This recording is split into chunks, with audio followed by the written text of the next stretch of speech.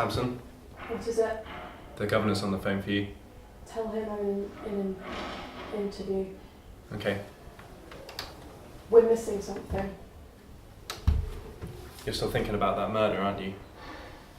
We're missing something. Is there anything that keeps them? With the Charlotte Smith case. Severe bruising to the body and head. Any signs of a struggle? Possibly. It looks highly likely. But we won't be able to tell until we get the tests back.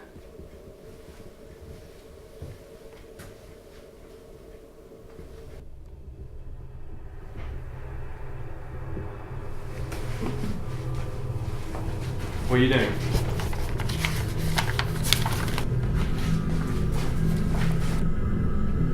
There. 10 centimetres across her left breast. Branding, do you think? Looks like we could have a serial killer on our hands here, Williams. Just need to find out what these girls have got in common and why they died.